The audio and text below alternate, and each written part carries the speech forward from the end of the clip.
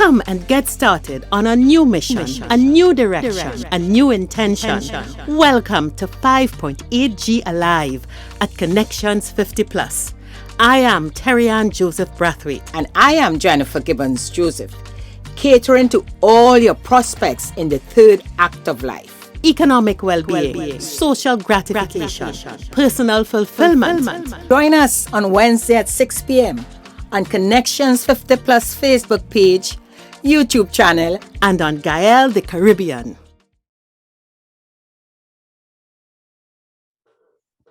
Hi, good evening, and welcome to Connections 50 Plus 5.8G Alive. I am Jennifer Gibbons Joseph, one of the co-creators of Connections 50 Plus.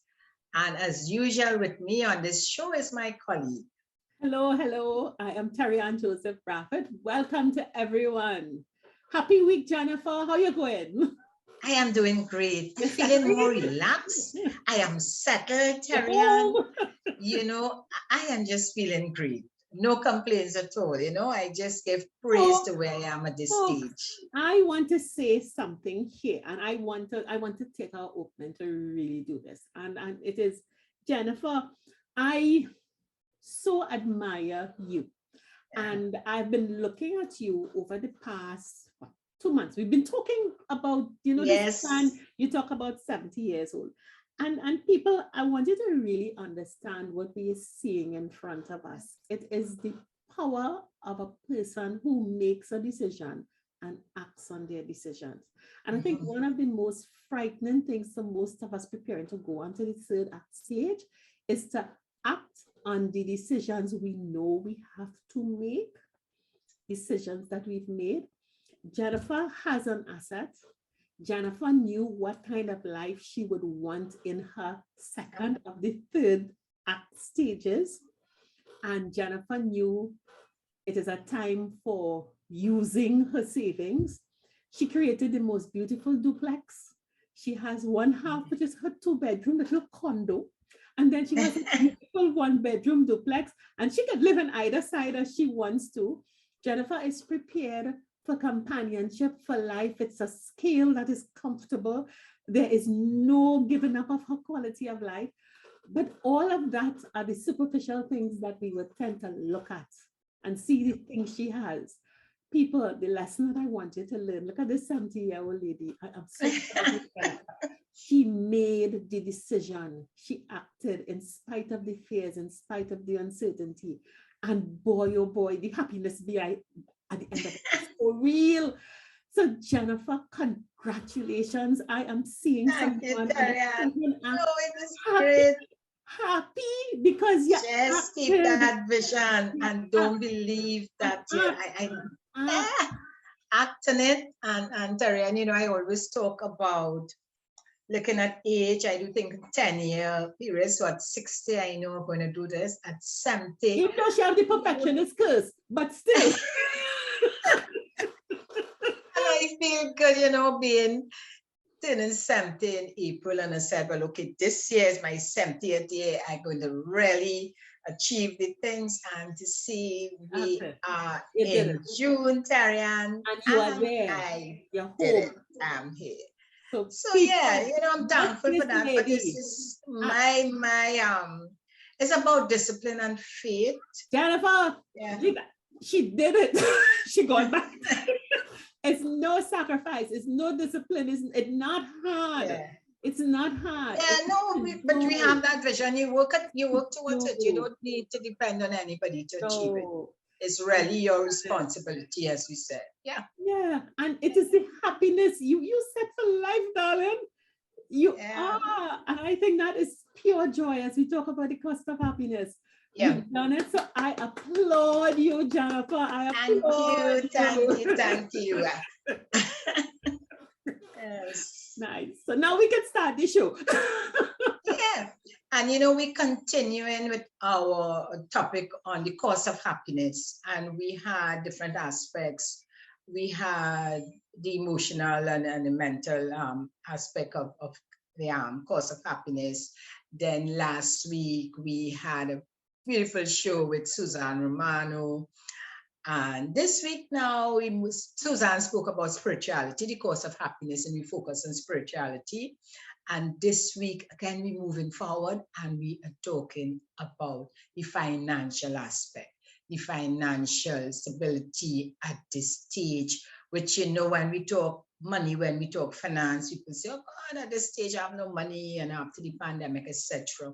But we have a very experienced guest who come in to chat with us about all about your financial situation in the third act stage, what we're going through, sharing his experience.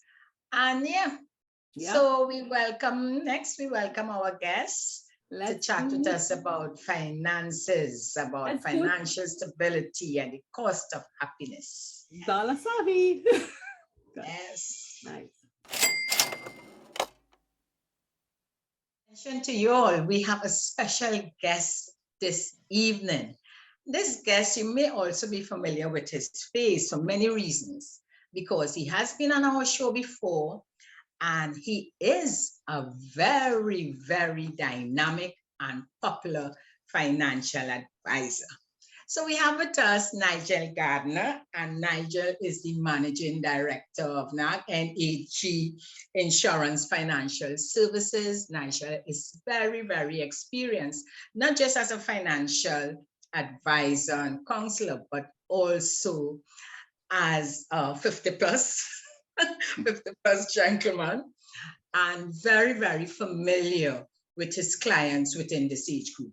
So we thought Nigel would be the ideal person as a guest for us today to talk about the cost of happiness, but focusing on the financial security, the financial aspect. So Nigel, welcome. Welcome to our 5.8G Alive show. How are you doing? Thank you. I'm fine, thank you. Thank you both for inviting me. It's a pleasure, as usual. Yeah. So Nigel, I want to start by asking you, we're talking about happiness. When we say about the cost of happiness, what does that mean to you? Wow, that's a tough question, but in the context of it, because as I get older, I was 57 a couple of weeks ago, right? Wow, so congrats, happy belated. Yeah, I'm well into Somebody this. finally younger than me. Yeah. But it's ironic you say that, because, you know, I was having a conversation with my father the other day, and he's celebrating his birthday tomorrow, actually. Oh. And we were sitting down having breakfast, and my father, it was actually on my birthday, and he says, wow, you're 57 now, son. Are you ready for retirement? And it stumped me, you know, the question that it just stumped me, because, you know, you prepare you work for 30 odd years to enjoy sometimes less time in retirement. And then you start to panic and you say, well, have I been doing all the things that I was supposed to do? Am I in a position that I will want to be? And if I'm not, how am I going to correct it now in the amount of paydays I have? Because I count life in paydays. So if I say I'm going to retire in 10 years, then that's 120 paydays left in which I need to accumulate the wealth for me to be happy. So if I don't say monthly or yearly, I count how many paydays I have, and then divide whatever I want to amass by that time, and then know what my contribution needs to be on a monthly basis. So it's different. So happiness to me is, I do have a level of happiness in my life, but I'll tell you, just like most people, and this is just not unique to me, this pandemic hit people in different ways. So whereas you were going, and in the life insurance business, because of how the commission structures are and the clawbacks of people, when somebody suffers, you know, individually, I suffer collectively, because if I have 10 individuals who can't pay their premiums, collectively, those 10 individuals impact on my livelihood and my income and things like that. So up to 2 years ago, I could have said I was very happy. I was geared towards retirement. I had everything, all my ducks lined up in a row, and then somebody came and blew away 3 of the ducks. So now you don't get that time. So you start to panic and say, well, okay, am I going to be in a position now to recover? And if you know in investments, you always look at time horizon and risk tolerance. So time horizon being how many years you have until retirement, and risk tolerance, how risk adverse you are to taking those risks to able to achieve that. Now, a 30-year-old Nigel is totally different in the mindset than a 57-year-old Nigel, because, you know, you can go about things laissez-faire at 30 and realize that you still have so much time to prepare for retirement. But as you get closer to it, you start to panic.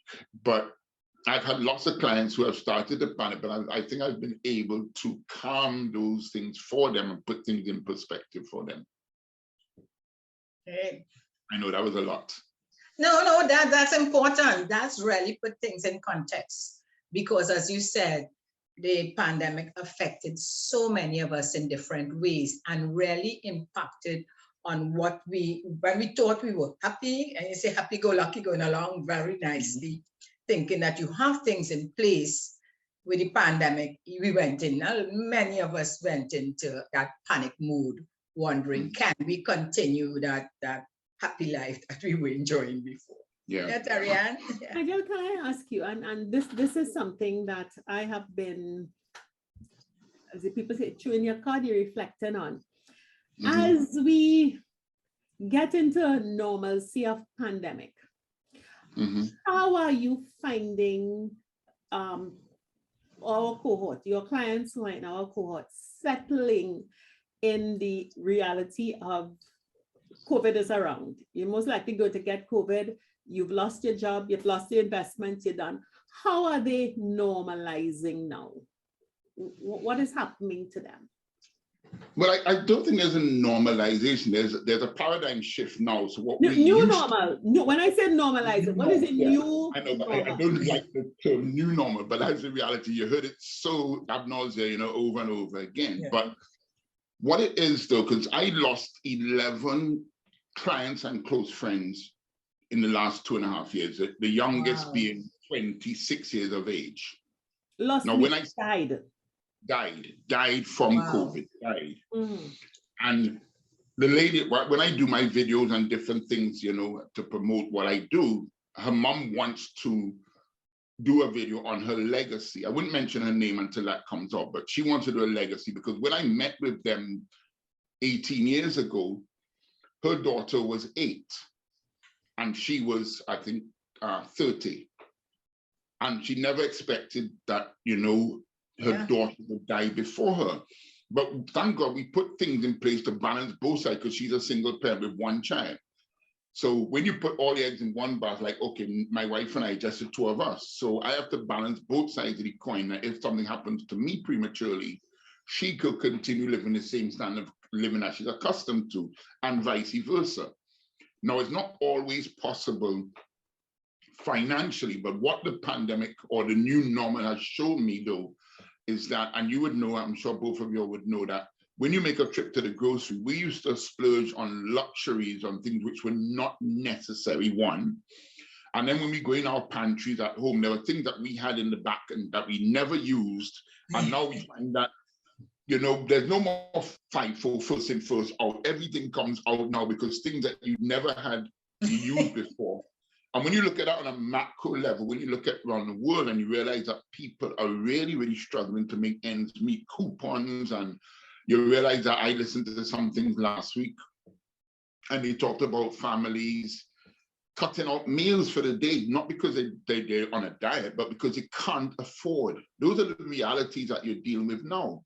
And then even this morning, I always look at world news from Al Jazeera to CNN to MSNBC. And when I looked at we're now entering into a bear market, you know, as against a bull market, and interest rates are going up and inflation is going up, and, you know, the Fed is trying to, all of these things, the war in Ukraine, all these things macroly affect us individually. So the world has gotten a lot closer where we thought before that a war in Ukraine or something, drought in some other country would not affect us. But when you look at food prices and chicken prices and things like that, it causes you to shift your paradigm and say, okay, do I need to eat so much chicken? Do I need to eat so much things? Because your disposable income has dwindled considerably. And are you seeing, and I like to get onto a granular level, because we do understand that macro picture. But when you dealing with, and I'm talking about 50 plus, that age group, we are about to begin getting NIS, begin getting pensions. If you had that, you are finishing working, so you do not have the capacity to add to that savings pot. Assume you didn't break the savings pot. Assume it was in the unit trust. Assume it was in the bank making 0.01%. Assume that it was not in the stock market, but you have a finite resource that must last for an indeterminate amount of time going forward. Right. Where are you seeing people now, our cohort? Are we anxious? Are we concerned? Are we just saying, okay, cautious, I have my little pot, I'm going to try and hunker it down? What are we feeling? And the reason I'm asking the question is that I have the sense that we have this macro level. And again, remember, I'm talking to 50 plus. I'm not talking to 30-year-olds who don't know where the next job coming from. I'm talking to 50, 60, 70, 80. What are we feel? How are we coming over to you? Panicked and concerned and scared. Those are the best three adjectives to use. Yeah. Because I am 57, as I said. So I am right there in the pre-retirement years. So the panic comes in where I question, have I done enough to put myself in a position now so that if I were to retire, I had 2 health incidences which could have killed me or crippled me, or not allow me to continue working. Thank God that I was still able to overcome those and still contribute. But then when you see governments looking to change retirement age and things like that, in my line of business, I can continue doing what I do indefinitely. But I don't want to do those things indefinitely. And I want to not do it out of choice, not out of necessity. Because a lot of people can't afford to retire because they have no choice, because the money that they live from paycheck to paycheck, and even that, their expenditure far out, it's a lot more higher than their income. So a lot of people have, even people who thought they were putting away a lot of money for retirement, now realizing with the cost of living and the way prices are going, their disposable income has shrunk considerably. And now they're taking stock and realizing, well, how am I going to survive? A lot of them are empty nesters now, so that helps in a bit from it, right? But some people have actually had to sell their property and move in with their children. I have a couple of clients who are making those adjustments. They don't like it. It's losing pride, that they figure, well, they could have done everything like that before. And then what happens, therefore, you get the medical costs and things go up, because the more you stress is the more you worry. And on the other side, you're trying to save money on one side, but you're always by the doctor, you're stressed out, you're overwhelmed and all things. And some, when it reaches to the level it reaches, cardiac arrest and all those different things. And that's why I've lost, not necessarily from COVID, but sometimes as a result of things that happen. So it's very real. And I feel it myself on a personal level. As I said, when I had that conversation on my birthday with Dad, it made me take stock and say, well, okay, I had this conversation with my wife in preparation for this yesterday, that I need to revisit it again to see exactly how much what I have currently at the same kind of standard of living that we're accustomed, how much sacrifices we need to make to closely resemble what we do now. Because when you retire, sometimes you say you can get away with maybe 60 to 70% of your income, but because your income is dwindling, 90% of your income right now is what's needed just to pay normal bills. And some people are still burdened with a mortgage, and sometimes they take out mortgages. The lending institutions are more lenient. I don't know if it's a good way of putting it, but they're giving you a lot more credit now. But in the end, though, it's hurting you more. because now you still have to pay it on for 30-year mortgage, now going for some people to 75. I have some clients who their mortgage is not going to finish until they reach 75, 10 years or 12 years after when they technically retired. And Jaja, I mean, I am there, Terry, and we are all at that stage. And yes, generally, I agree with you with the panic and anxiety. But we need to for me, I'm seeing that we need to provide some sort of hope. And especially I find money is like has always been, even without having a pandemic, money has been the biggest aspect of anxiety, you know, and you're aware of that. You always find that people say they don't have enough money to achieve their goals, etc., etc. Now the reality has hit them. And you see that mindset, changing your mindset, as you say, making that paradigm shift is critical. Now, when you are chatting with your clients and you recognize, and I'm talking about the average client, meaning the client who has no choice but to retire at age 60.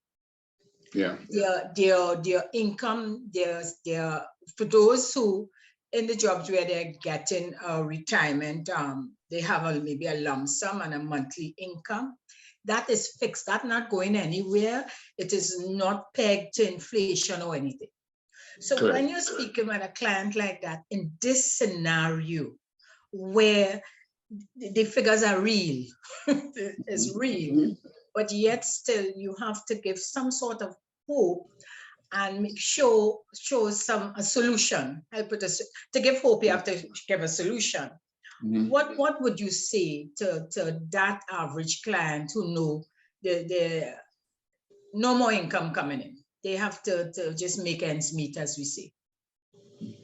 Well, first of all, you have to let them take ownership for where they are, because a lot of people are in denial.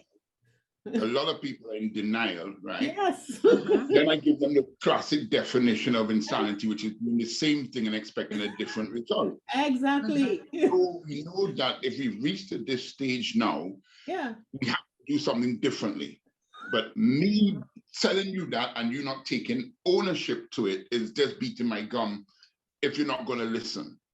Yeah. The reality of the situation is you have a fixed income now. There are things that you have to look at your budget and your expenditure that you have to make now what you have work. The luxury of the pandemic, if you want to say, is that it actually counted the cents in the dollar now, because everybody's looking at where they can save money and where they can, because their disposable income has gotten a lot smaller. I wouldn't tell somebody to panic though, because life still goes on. And you have to manage with what you have and what you have achieved. Time is not on your side anymore. Yep. So you don't have the luxury of saying, let me just increase my contribution for the next 10 years. You don't have that luxury. You have now what you have now, and that's what you have to live on and make it work. But you have to do it with a clear mind and understanding that it's not going to change. You're not going to spend it on $2 on a lottery or $5 on a quick pick and expect to, put everything in that. No, you have to 15 million. I know that somebody won that 15.2 million, and that's one day I did not buy my lotto is when somebody won it. And every week I need normally pay sometime, because I still use the same adage: if you don't have a ticket, you don't have a chance, right? So, but life is not a lottery. Anyhow, life is a reality. And this is what the hand that you are dealt with. And when you play cards, I always tell people, play for what you see, not what's in the deck, because you don't know what's going to come. So you have to play the hand that comes to you. And I've had some clients who, I don't want to use the word 1%ers, but I could use it because it's just a terminology that we use, who thought that they were very, very safe and secure. Yeah. But they realized that their job at the time afforded them the lifestyle that they now have reached, and now they don't have that income. They can't afford to sustain it for any period of time. So when I have people who come into retirement age we look at what the nest egg is now and what adjustments in depth. Is not now, you can't put it on the back burner and say, well, let's leave it. No, now is now. Yeah. Today is today, and you have to address the reality of the situation today. Nigel and Jennifer, if I could, and you Sure. all are from the financial advisory background.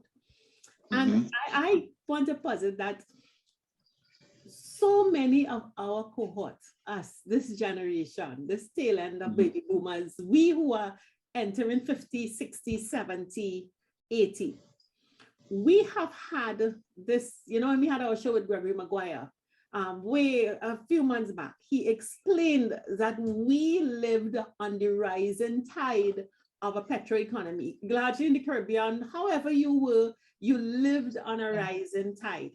And a lot of what we call our lifestyle was gotten from subsidy. Somebody subsidized it heavily. We don't know the true cost of the life that we live. You didn't pay the true cost of your education. You didn't pay the true cost of your health. You didn't pay the true cost of a lot of stuff.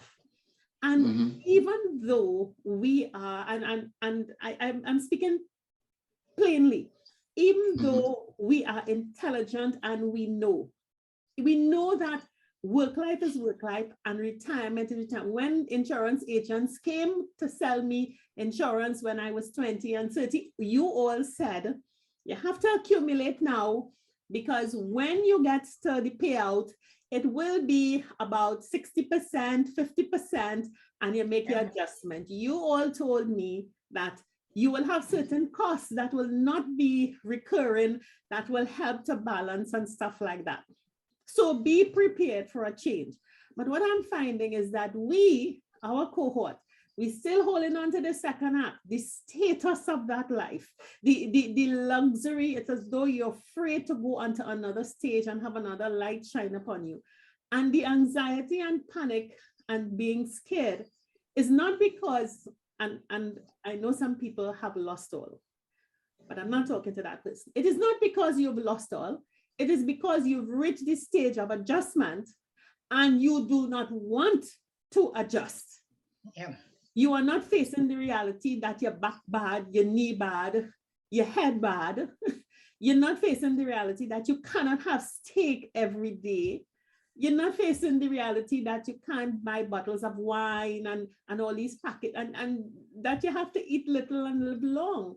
And I think a lot of the, and tell me if this is so, and Jennifer, I know you still talk to some clients and so on, a lot of the panic and concern and fear is because of having to lose that immediate past life that you enjoyed, and fear of having to adjust to the other stage in life.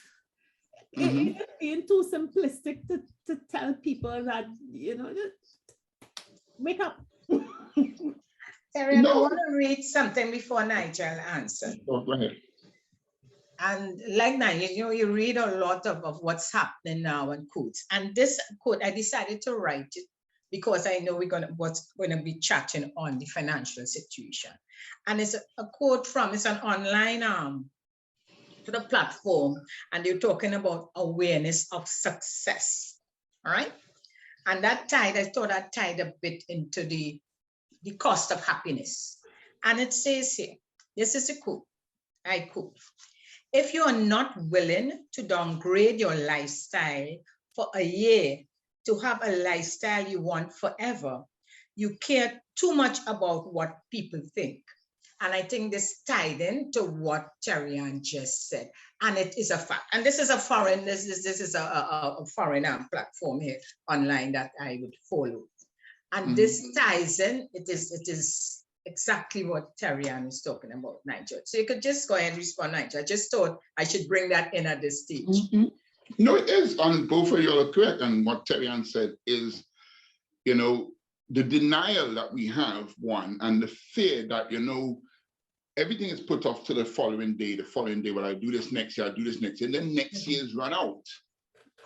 And it creeps up on you, and you realize, wait, I could have done, every year I procrastinate. Every time I say I'm going to do this, but I use sometimes the M&M saga, which I tell people is that M&M started big, big, big, and then it went down to bite size, and I realized that you will choke if you try to swallow a big M&M.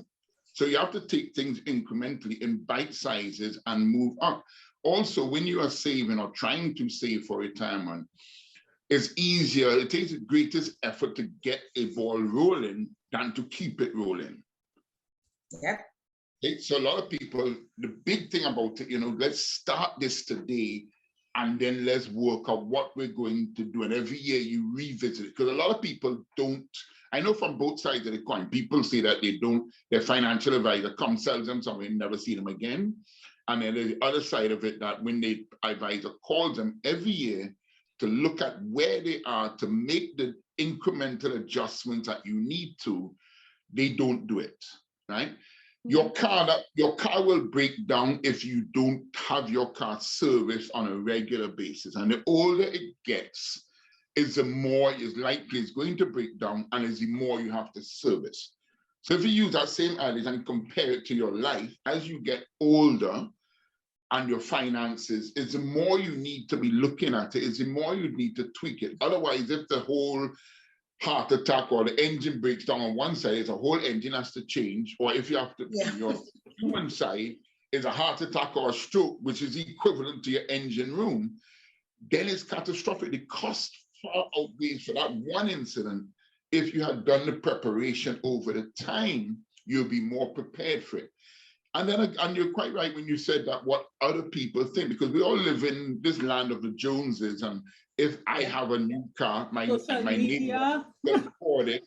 Yeah, or I could be seen in this place or this fete or whatever, and it's not that I can't afford it, I just make a sacrifice, but I'm not going to eat this week because I want to buy this costume, I want to do that. All of that is just posturing and just, gimmicks. One picture for 1 second, one picture. For 1 second, correct. Exactly. So you save for one crossing of the stage or one thing, and then you're sucking salt, as they say, for the rest of the year. When you get older, you realize that you also get smarter, or you're supposed to be smart. We hope, right? We hope. But those are the realities of the situation. You know that a lot of the things that we do is based on the optics of it. Yeah. And somebody's gonna say, but you're the big time financial advisor, why he's suffering like that? Or if you're not driving the right car, they say, well, if you're not driving a Mercedes, then you're not successful. No, I'm prudent. And I realized that I don't need to spend on a material thing.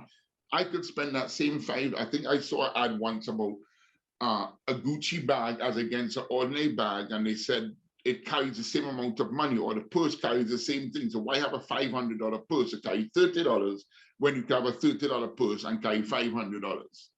I want to put a plug in for those who like $500 purses. I am one of them. If I have $500, but you can't have a $500 purse when $30 in your pocket. Yeah. If you can afford it, there's absolutely nothing wrong with it, because you have prepared for it.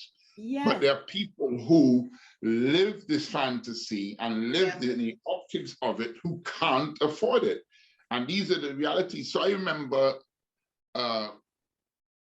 it was actually an HR manager, previous HR manager at Guardian Group, who retired after 31 years or something, and still for 5 months after found herself in the office every day.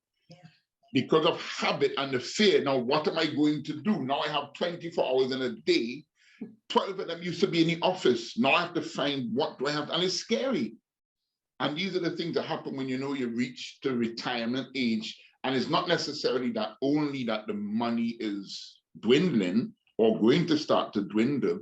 It means that there's no money coming in. And that was always you won't. Can we change that conversation first? Because Jennifer and I spoke about it. Let's not say dwindling. We accumulated for 50 years, 40 years. You are 60. 50-year-olds, this is not for you. All right? You are 60. You're watching the big stack of money. Right. whatever it is. Your stage now is to begin depletion. You Right. have to begin to spend it.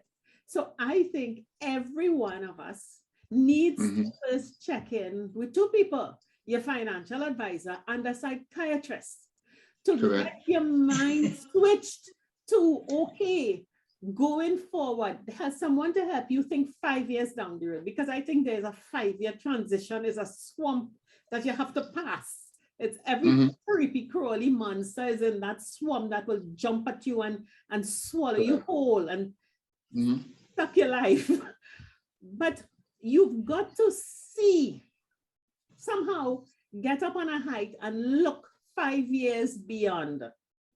How am I going to live? Who am I going to live with? How am I going to eat? What will be fun for me? And what will that cost? And then help to set out, all right, this is what your budget is like now. You must have wine, you must have steak, you must have flowers, you must have a holiday every year. But further down the road, you eat steak once a month, you're sitting in the porch and tending your plants is fun. Inviting a friend over to chat is fun. And you will see that you can make do with less, and you can have joy with less money. You know, money is just a facilitator of life, but everything that you do in life that brings joy and happiness does not necessarily cost a lot of money.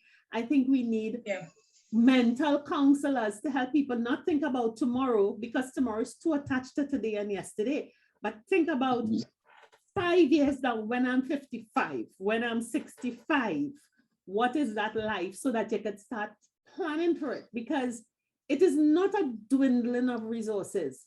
It is, how do I spend the resources I've accumulated to maintain a redefined quality of life that doesn't require me to be a working professional. Carry on. Well, let me talk as a 70-year-old Nigerian, right? Right, okay. Who has been through and who have the experience, of course, coming from the financial sector. Terry, and I'm fine. It is not a normal advice. No. You hear a lot about the savings for retirement, putting aside a nest egg for emergency, etc. That term means that you're going to spend that money you save. And that is not when you look, and we're looking at the different stages. So, you know, a 60 you accumulate, so you're just holding on, you're not taking any risk.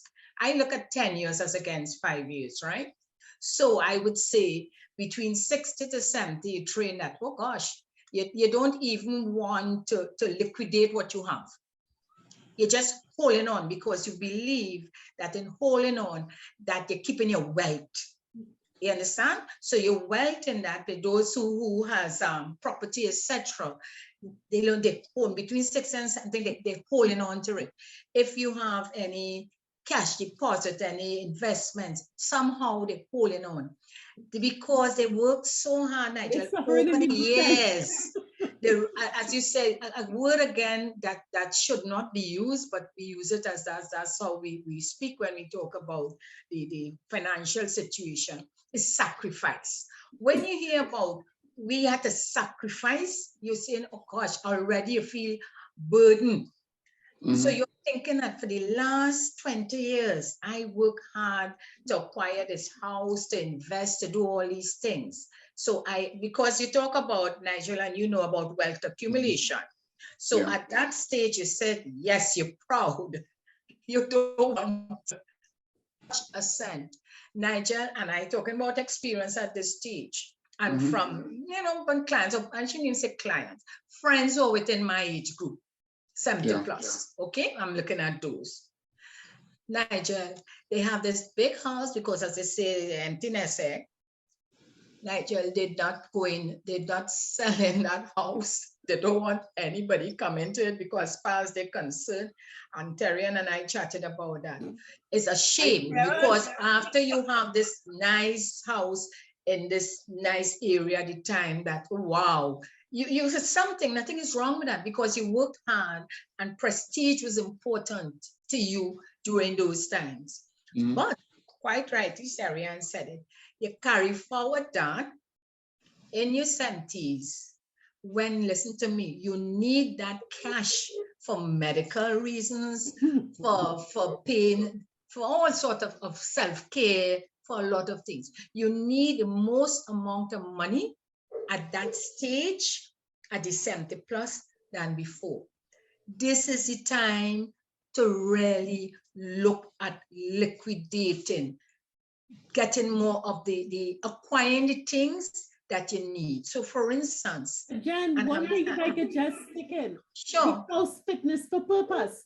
The big house was for the 4 children that you were raising. You needed it over the last 30 years to raise the children, and now the children gone.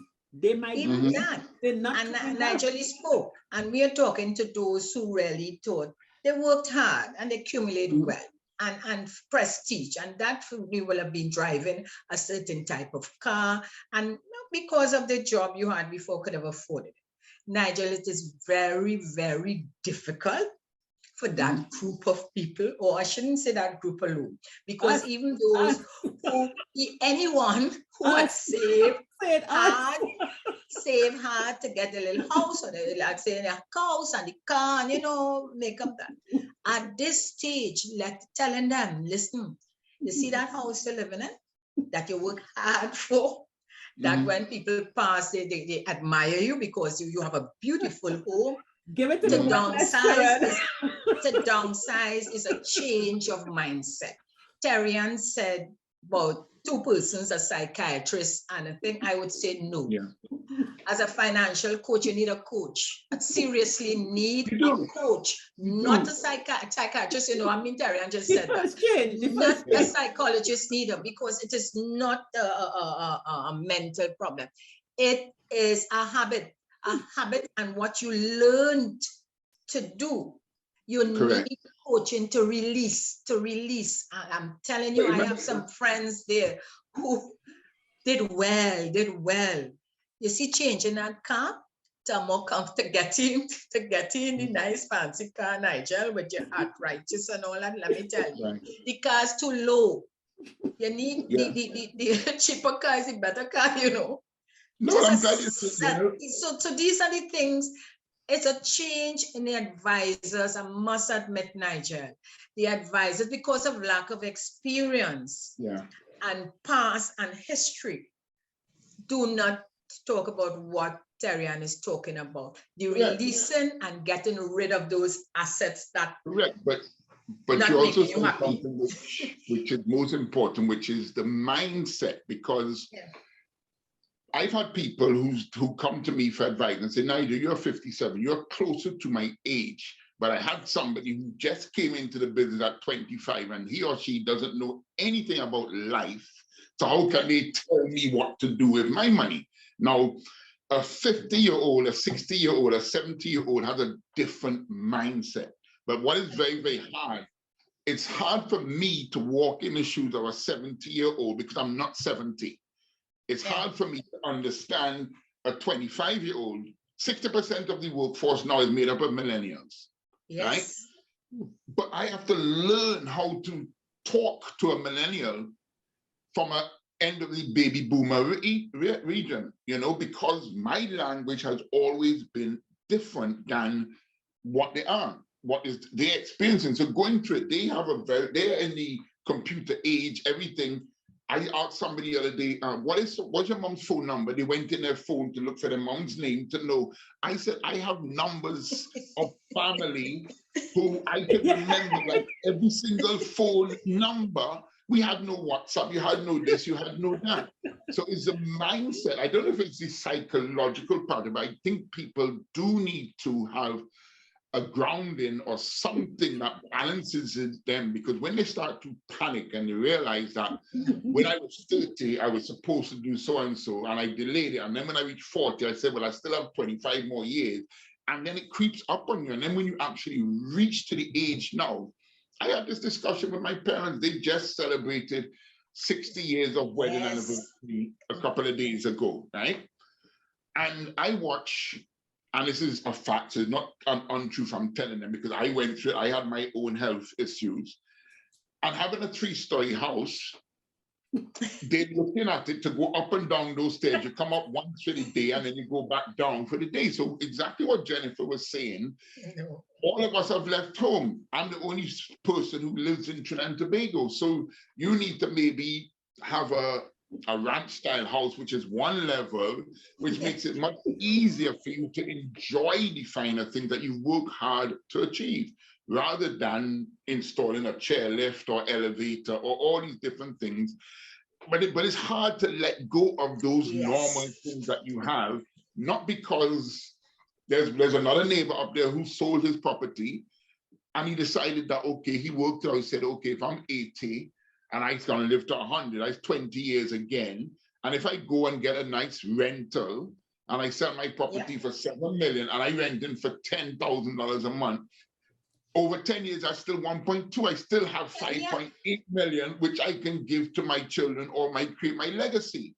So he is holding on to his wealth in a more smart, logical way. But that is not the average thinking of the average person. Wait, let me give them one thing that happens to them as they hold on to that wealth. You stay in that house and you see all the money that you save up, you pay it out every single week to help people who then occupy your home. That's happening to my parents right now. Two people living in the house, you're living in one bedroom and your whole savings going down week by week paying wages. That scenario, and it is impossible to convince people the house is not fit for purpose. You're going to give away money to caregivers, ambulance driver, doctor. But you are saying that now. But when you reach to that age, you might say the same thing. No. Nigel, and that is where, Nigel, and that is where, let me say though, Nigel, that is where we at Connections want to change that mindset, because we lived it. Terrianne has lived it. She's living it through her parents. I am living it as an example, understanding and making the decisions.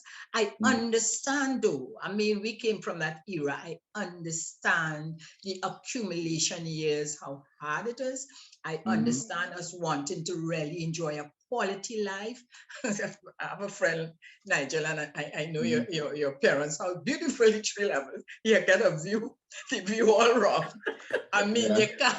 But they'll have to, you stop there to say housebound on that level, with you know, it is not easy. But the thing about it is, we are not saying not to enjoy a quality life. You could still get somewhere at the level, with a level where it's more comfortable to move around, with maybe a different type of view. But think about it, and I'm just using your parents here, and I'm thinking about it. For the last 30 years or so, you enjoy the view and the entertaining friends, and everybody enjoyed where you are. This is the time now to release that and look at a different type. Now, I know, Nigel, I have friends in that similar situation as your parents who worked hard, not just that, the car, and I'm saying they would complain about getting into the car and driving, and I'm saying, change the car. It is not about money, Nigel. No, it's not. The money save up. The money save up. But the money is saved, Nigel, for this time. But we are not trained. We have not been taught about that releasing and letting go. At that speed. We have not been taught. Some, and let me just say one thing too, and you're chatting with a friend on it. The thing is, they're not ready to release the money or their assets to the children as yet. You understand? So, and they don't want, and this is serious, and Nigel, I'm sure you're aware of that. They don't want their children to know how much money they have. So so in emergency now, they don't know how to share the scale.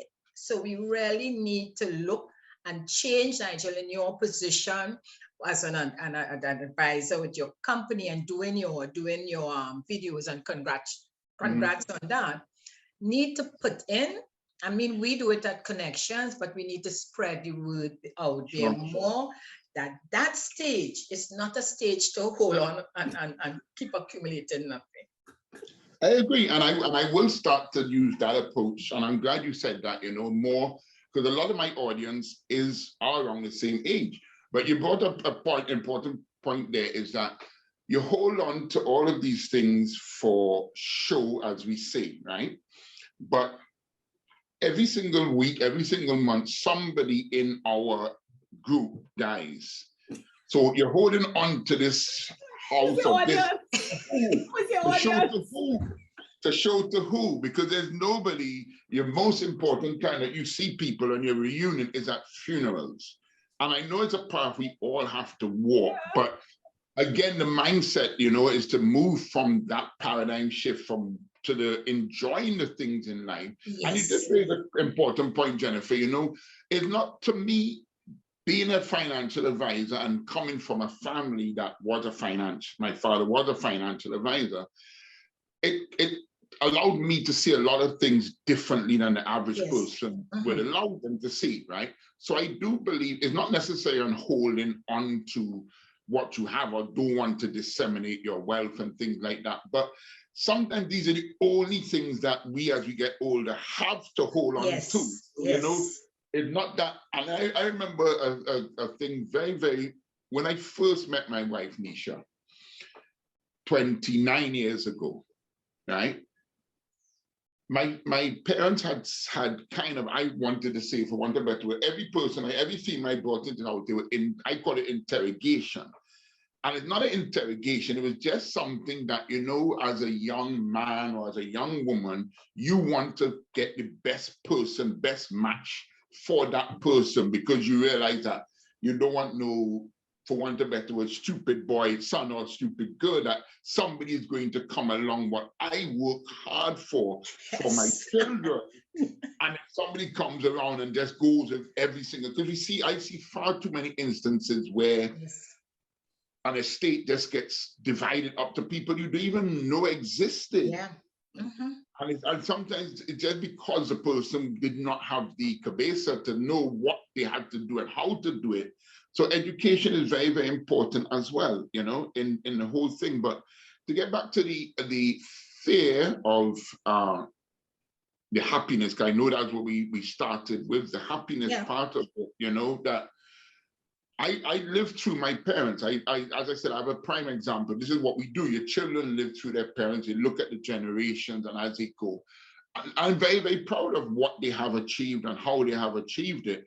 And I know at the time when my parents, or my father especially, was not home on a Sunday, we used to always want to know where you going on a Sunday. And then as you get older, you realize that he's out there putting things in place so that he can afford himself and living. So it comes back to the sacrifice that we make, or not sacrifice, sorry, the adjustments that you have to make and the contributions that you have to make with the bigger picture in mind, and not just live for the now, because that's where a lot of us are forced to live, because the pennies are not as I tell people, it's the same. The Coca-Cola, that is the same 12-ounce bottle of Coca-Cola, but it costs 10 times the amount than 20 years ago. It might have been 21 cents, and now it's $7 or whatever for the same thing, but it's the same size bottle. So it's either you stop liking Coca-Cola, or you realize that something else has to give it, you still have the same amount of disposable income. So the shift, therefore, comes, and the prudent financial management is what is important, because your taste changes too. Yeah. As you get older, your taste changes, and okay, you should be lobstered out now or steaked out now, that you had enough of that in your life, that you can only have it maybe on special occasions and things like that, because now yeah, exactly. So the things that you have to, the essentials now, that list gets a lot bigger now of what the essentials are. And that's what you have to manage with. But understand that if there's no money coming in, then you have to make adjustments to hold on to what is and still maintain some sort of happiness, because there's always things that they say you work 30 years and then you die early. So you work 30 years hard to save, and then 10 years now, because you haven't done what you need to do, you die prematurely. So then is it worth it? So you need to, you know, eat you little and live long. Find that balance. A lot of happiness. It is just that, and the thing about it, you're at a stage of life where you don't have the stress of accumulation, of child rearing, of responsibility. So you have all that stress has left you. Now replace it with something of your choice. A lot of us are choosing to find more stuff to replace the stress. And that's where there's room for happiness, you know? Correct. Choice. Okay. Jen? Yes, I think we will keep Nigel. I mean, how long have we been chatting with Nigel, right? We can go on and on, but it is critical, and Nigel definitely brought home the fact, the importance of the preparation and seeking professional advice, professional advice. Last week about wisdom. We talked about spirituality. And Nigel, as you know, as I talk about seeking financial advice, maybe you could share with us on the company, what service your company offers, that NAG Services offers. Well, I do all insurances right now, actually, right? From life insurance, critical illness, car insurance, home insurance. I do some forms of estate planning and wills as well, indirectly, but everything that you need to speak to. So when I speak to people, I just look at it holistically to take a snapshot of where you are to like the 14th of June, 2022, where you would like to go. What is your time in when you want to achieve those things? And then bring it, as they say, smart, you know, to make it specific, measurable, attainable, realistic, and timely. Because, and for you to take, the most important thing for you to do is to take ownership of what you have. Because I'm not the beneficiary of any plan that you put together. I am just an instrument through which you can put those plans together to look after yourself and your loved ones. And that's all I do. So the most important thing for me to do is, and as I tell people, when I have conversations with people, it has nothing to do with selling. It has a conversation to get into your head or to find out where you are, because I have no shame in saying that, you know, before you used to think a psychologist, when you had a psychologist, you were crazy. You're not. It's just that you have a lot of moving parts that you need to put in the order that they need to be in, so you seek their advice. When you are sick, you go to a doctor to find out why you are and what you need to do. So if you are struggling financially or you need guidance, and you need to speak to a professional who, one, has the experience to guide you through that process. And experience doesn't necessarily mean age or how many years in the business. It means, well, it doesn't not that how old you are, but how many years you have in the business. Because you would have gone through one pandemic, you would have gone through world wars, you would have gone through a lot of different things that allow you to adjust. So that's what NAG does. We just sit down with people, all ages, all walks of life, and just have a discussion to take a snapshot, as I said, of where you are and where you would like to be, and how I can therefore assist you in achieving those goals. And that's what it is in a nutshell. Well, Nigel, you know, I know you from I Which don't want to say from small, but I age myself and you age yourself already. Correct. And I must also congratulate you on doing such a fantastic job and service to your clients. And congrats, I want to say it now, to your parents on a 60-year anniversary. And I know you have such beautiful parents. So yeah, thank you very much. Yeah. Great, great. Thank you, Nigel. This was wonderful. The main thing is that we have the happiness in our hands, and we just have to, we're at a different stage in life. So cut. Release something new, release. Something Exhale new. something. Yes. Okay, but thank you very much for inviting me. It was indeed a pleasure speaking to both of you all, and I'm glad I could add just one thing or add little advice for people, and that was most important. Thank you, Nigel. Okay, thank you very much. All right.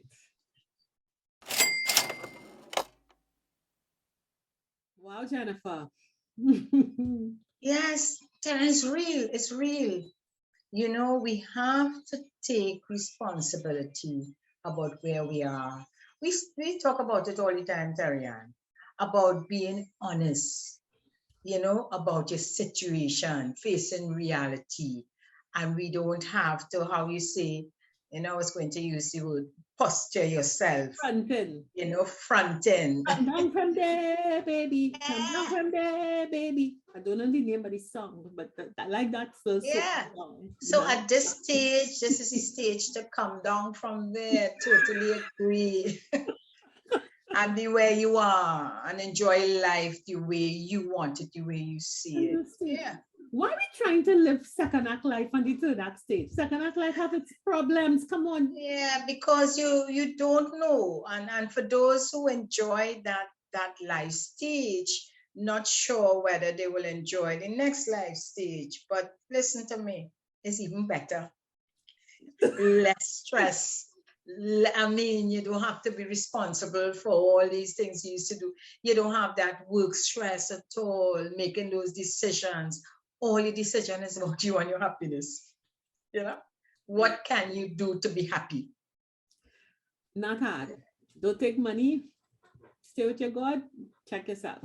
Okay, Jennifer. Let's hop quickly over to the tribe because the boat cruise is coming. Yes. Good. Jennifer, our boat cruise is next Thursday, the already 23rd, yes. And the calls are coming in. So we would be flashing. We have to absolutely cut off by next Tuesday so we can firm our menu reservations and we can firm who wants what and so on.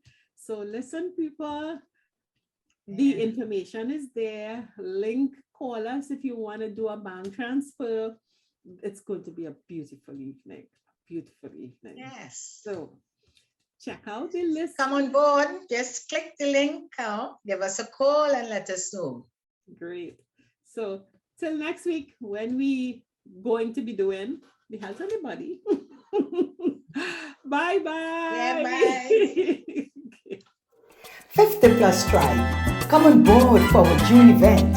It's Sunset Dinner Tour at the Carney Bird Sanctuary on Thursday, the 23rd of June from 3 to 6:30 p.m. Cost $370. Book early as seating is limited. Click on the link below. Give us a call at 682-9202 or 685-8834. See you on board. Tribe and follow us from Trinidad and Tobago and the Caribbean. Thank you for joining us on this Connections 50 Plus 5.8G Alive show. We hope you enjoyed the lively conversation and look forward to seeing you next week. Don't forget to like our Facebook page and subscribe to our YouTube channel. We really love getting your feedback. Bye for now.